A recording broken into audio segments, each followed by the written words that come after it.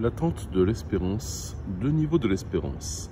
L'attente de la vision de Dieu, la première épître de Pierre, les chrétiens appellent par la Trinité à travers le sang et la résurrection de Jésus. Rien de moins que Dieu, l'espérance au sein pur, amour, où la souffrance devient un bien. Ma récompense est avec moi. L'attente de l'espérance, Charles Journet.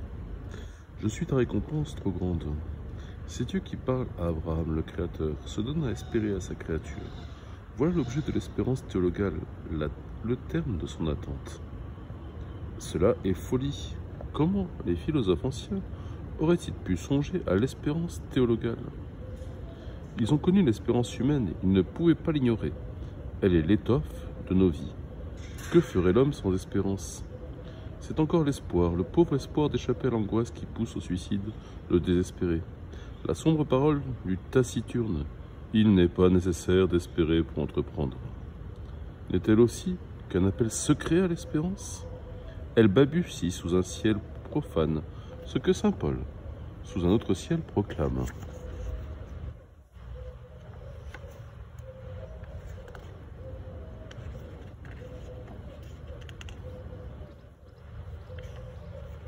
Ce que saint Paul proclame d'Abraham, il a espéré contre l'espérance, Romains 4, 18.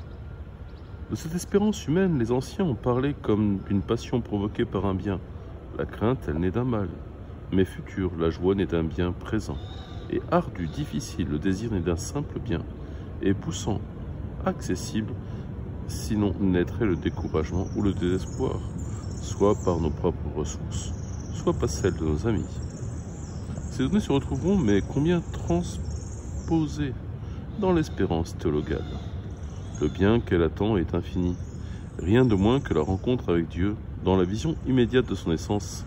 Vers Pâques 57, saint Paul écrit d'Éphèse à la petite communauté fidèle des Corinthes. Pour le moment, il est vrai, nous regardons dans un miroir en énigme, mais alors ce sera en face à face. Pour le moment, je connais partiellement, mais alors je connaîtrai Dieu comme je suis connu de lui. 1 Corinthiens 13, 12.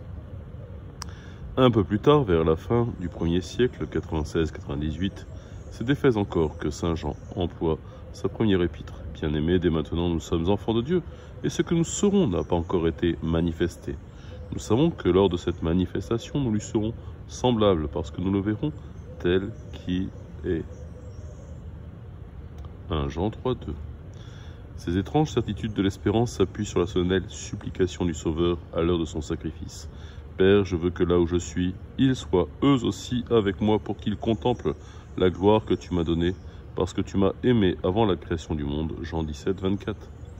C'est par Jésus-Christ, écrira l'apôtre, qu'il nous est donné de nous glorifier dans l'espérance de la gloire de Dieu. Romains 5, 2. Et Pierre Lombard, au XIIe siècle, dans le 3e livre des Sentences, définira l'espérance, une attente certaine de la béatitude future auprès de Dieu due au Christ, le Fils unique, qui a fait de nous des fils adoptifs. Pour comprendre ce qu'une telle espérance apportait de singulier, reportons-nous à la première épître de saint Pierre. Il écrit de Babylone, c'est la Rome païenne, vers 64, l'année probable de son martyre. Elle est adressée aux chrétiens dispersés dans des provinces romaines d'Asie mineure. Ils les regardent comme des étrangers dans ce monde, mais élus selon la prescience de Dieu, le Père, dans la sanctification de l'Esprit, pour obéir à Jésus-Christ et être aspergés de son sang. La Trinité toute-puissante le couvre de son ombre pour le faire passer par le sang de Jésus à la gloire de la résurrection.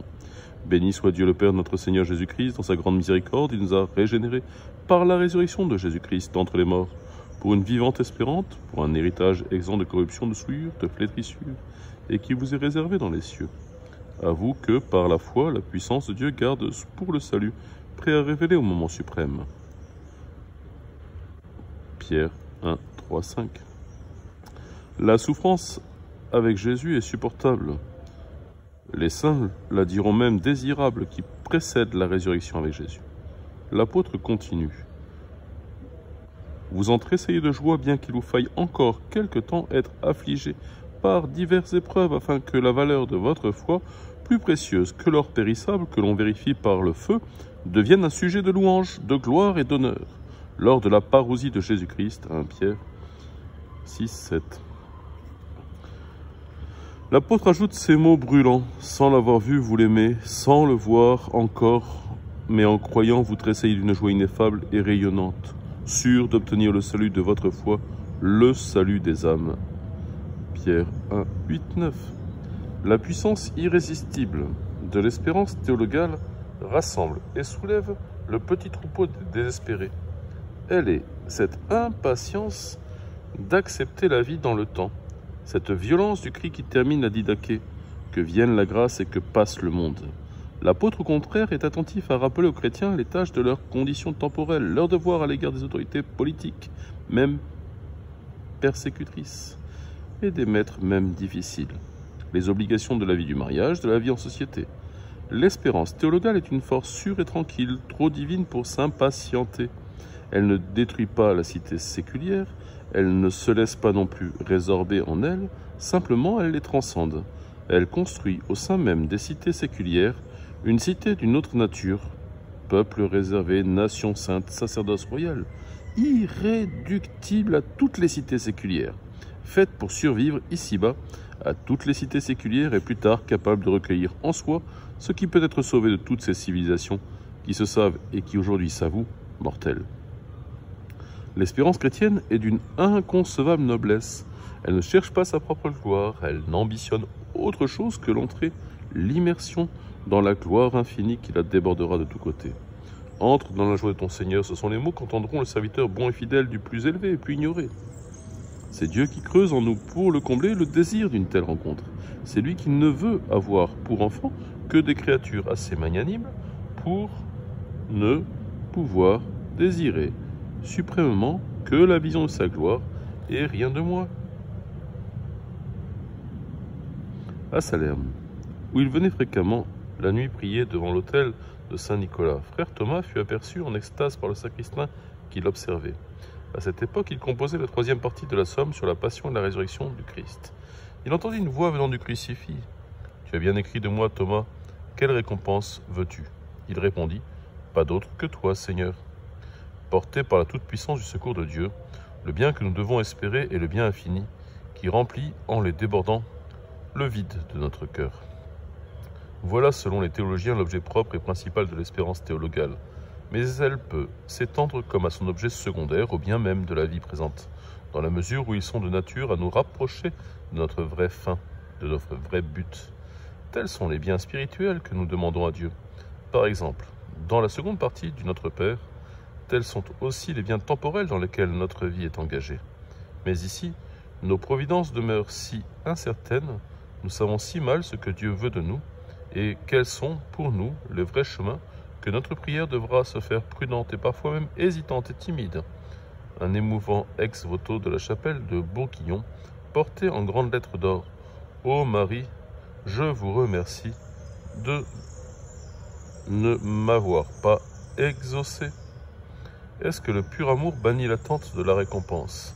Si la récompense est la rencontre avec l'aimé, la charité va-t-elle supplanter l'espérance et les vertus théologales vont-elles se concurrencer?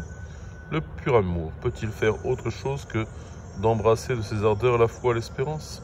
Et la charité théologale, même à son moindre degré, n'est-elle pas déjà et toujours pur amour en chacun de nous, Seigneur, par qui elle peut être bien contrariée, brimée, reniée, hélas, mais par qui elle ne peut pas être souillée?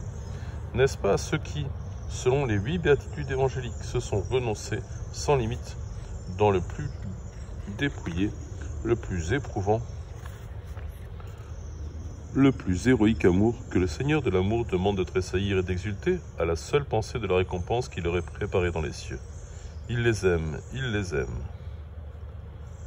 Le soleil de « il les aime » se reflète dans la lune de « il l'aime » et c'est toujours la même lumière. Partout où dans la réciprocité d'une mutuelle et personnelle amour entre le Créateur et la créature apparaît le désir de la rencontre. C'est l'Évangile qui est présent, soit avant le jour de la venue de Jésus par anticipation, comme dans le bouleversante confidence du livre d'Osée ou du Cantique des Cantiques, soit après les jours de la venue de Jésus par quelques mystérieuses dérivations. Nous venons de citer un texte de Nabolosi. C'est un rayon secret échappé du cœur de Jésus que nous croyons découvrir dans le grand amour de Dieu que l'islam renie, mais qui sont à nos yeux la pure gloire de l'islam et leur pur amour à tous s'épanche dans un cri d'espérance. Ô mon Dieu, mon secret, t'es connu, je suis celui qui te désire. Égypte 859. Quelle différence entre celui qui va au festin pour le festin et celui qui y va pour rencontrer le bien-aimé. Ô mon Dieu, tu sais que je ne peux supporter l'enfer, et je sais que je ne suis pas bon pour le paradis. Quelle ruse employer si ce n'est ton pardon? Et si tu me faisais entrer en enfer parmi tes ennemis, je leur raconterais que dans le monde je t'aimais, parce que tu es mon maître, mon refuge et mon unique nécessaire. Si le Seigneur, au jour de la résurrection, me demande « Que nous apportes-tu » je lui répondrai « Mon Dieu, que peut apporter un misérable qui sort de prison, à part l'habit qu'il porte? Lave-moi de mes souillures dans ta générosité et fais-moi miséricorde. » Yahya Khorasan, 872. Pendant 30 ans, j'ai marché à la recherche de Dieu, et lorsque j'ai ouvert les yeux au bout de ce temps, j'ai découvert que c'était lui qui me cherchait. Je suis le désiré, et tu es celui qui désire. À quoi vins-tu à moi? Avec le renoncement au monde. Le monde n'est pour toi que l'aile d'un insecte. Ce n'est pas grand-chose que d'y renoncer. Pardon, je viens avec toi-même. C'est ainsi que nous t'accueillerons. Bistani, Perse, 875. Je t'appelle, non, c'est toi qui m'appelles. À toi, comment t'aurais-je interpellé? C'est toi, si tu m'avais interpellé. C'est moi, Al-Hajj, Bagdad, 922. Il mourut en récitant toute une nuit sévère. La maison que tu habites n'a pas besoin de flambeaux. Ton visage espéré sera notre preuve, le jour où les gens s'affubleront de preuves. Non par la beauté et la soumission au moment de la rencontre. La récompense de l'amour n'est pas autre que l'amour. Chibli, Bagdad, 945. Saint Jean de la Croix sait, comme saint Thomas, que si le désir est du bien absent et la joie d'un bien présent, l'amour plus profond que le désir est que la joie subsiste sous l'absence ou la présence du bien-aimé.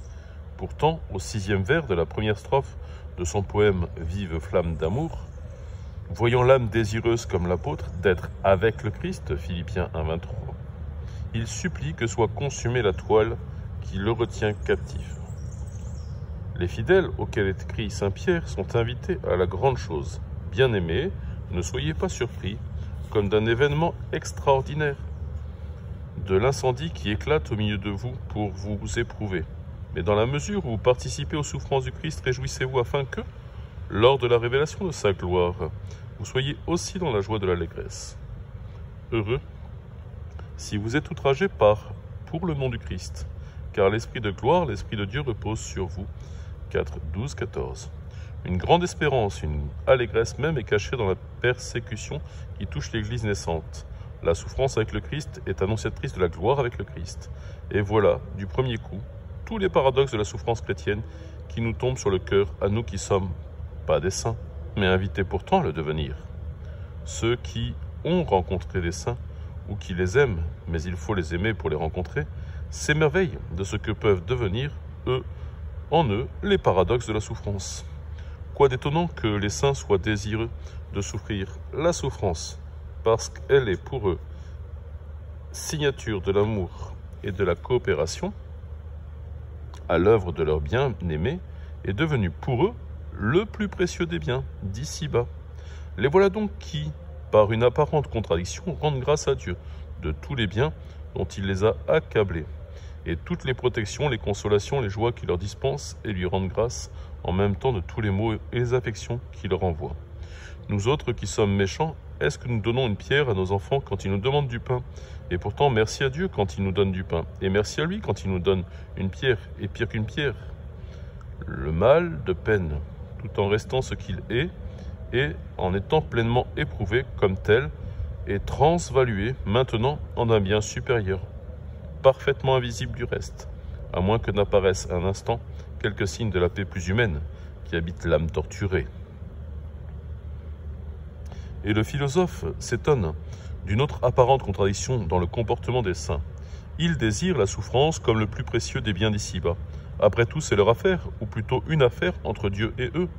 Mais les autres, ceux qui aiment et qui sont tous les hommes, est-ce qu'ils ne vont pas désirer pour eux aussi ce plus précieux des biens d'ici-bas? Pourtant, ce n'est pas ce qu'ils font. Ils passent leur temps à essayer de diminuer la souffrance des hommes et de les guérir de leurs plaies. La réponse, pour autant qu'on peut l'entrevoir, intéresse la structure même de l'esprit. De soi, la souffrance est un mal et restera toujours un mal. Comment donc la souhaiter à ceux qu'on aime? La simple connaissance possédée par le chrétien est si fréquemment rappelée à son attention par les lieux communs de la littérature édifiante, qu'elle unit l'âme habitée par la charité au sacrifice de la croix, surimpose à la souffrance idéalement et théoriquement une qualité grâce à laquelle cette connaissance aide à s'y résigner. Elle ne peut pas le faire aimer ni désirer, elle ne le transvalue pas. Si la transvaluation réelle et pratique, cela ne peut être que dans le feu de l'amour actuel et absolument incommunicable entre le soi d'un homme et le soi divin. Et cela reste un secret fermé, valable seulement pour la subjectivité individuelle. Ainsi, le saint voudrait garder pour eux seuls ce qui tiennent pour le plus précieux des biens d'ici-bas, singulier égoïsme. Ils veulent la souffrance pour eux, ils ne la veulent pas pour les autres. Jésus a pleuré sur Lazare, mort, et sur la douleur de Marthe et de Marie. Jacques Maritain, le philosophe moral, 1960, pages 570 et 571. Qu'annoncera saint Paul aux églises de la diaspora pour les soutenir dans les épreuves, sinon la certitude de l'espérance? Celui qui a ressuscité Jésus d'entre les morts, écrit aux Corinthiens, nous ressuscitera nous aussi avec Jésus et nous placera près de lui avec lui.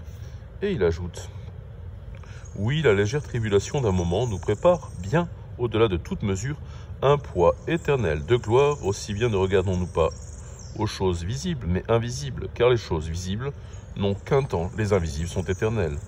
2 Corinthiens 4, 18.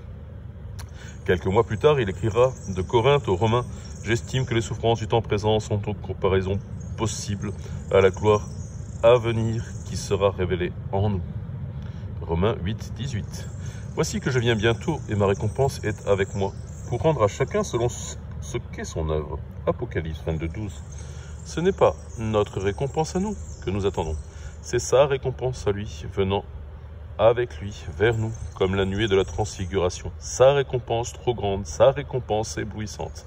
Mais qui oserait en approcher s'il ne le faisait d'abord précéder de son pardon, ce pardon que nous aurons tant de fois mendié de lui en redisant la dernière demande du Pater, du Notre Père, dans la nuit de notre pèlerinage.